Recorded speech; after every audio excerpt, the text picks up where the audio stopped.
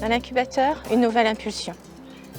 Vraiment un booster pour notre projet d'entreprise. On avait déjà créé l'entreprise et on était en brainstorming et il fallait passer à l'action.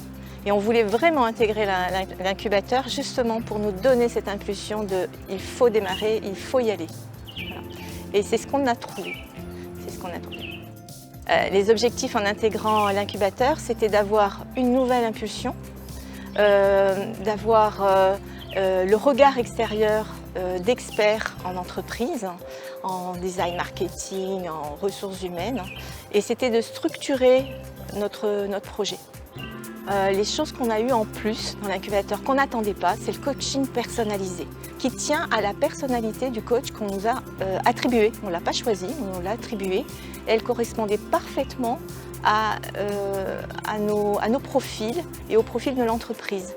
Et ce coaching personnalisé qui a répondu étape par étape à nos besoins quand on a eu des besoins de soutien, aussi bien moral que pragmatique, sur des idées, sur une impulsion en disant là maintenant, ça y est, il faut passer à l'action, il faut prototyper. C'était essentiel. Donc ce coaching personnalisé, on ne s'y attendait pas. Et il y avait des thématiques dont j'avais même pas idée, comme valoriser l'impact social de notre entreprise. Je ne savais pas que ça existait et j'ai découvert ça et j'ai trouvé ça important pour les entreprises, de valoriser l'impact social. Voilà. Alors le retour d'expérience sur l'IRD, un seul point négatif, et j'y reviendrai plus, c'est que comme on a un profil particulier, on est multi-activités, les trois associés, ça nous a pris du temps en fait. Et ce facteur temps, ça a été un stress supplémentaire parce qu'il a fallu dégager du temps pour justement se consacrer à l'incubateur, puisqu'il y avait un investissement personnel de chacun des associés pour participer à des ateliers, participer à ces séances de coaching.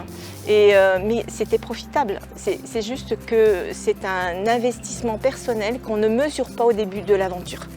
Ouais, je pense que pour la réunion de demain, il y a une ambition forte, c'est qu'il y ait ces créations de filières innovantes, donc celles qu'on propose, mais il y a certainement d'autres, et qui seront pourvoyeuses non seulement d'emplois, mais d'autres perspectives, d'ouvrir la réunion sur d'autres choses. En fait, il faut changer un petit peu de paradigme. Et donc il faut qu'on arrive à emmener tout le monde dans ce chemin que nous on a emprunté, mais on aimerait bien qu'on ait d'autres personnes qui cheminent avec nous. Voilà, merci.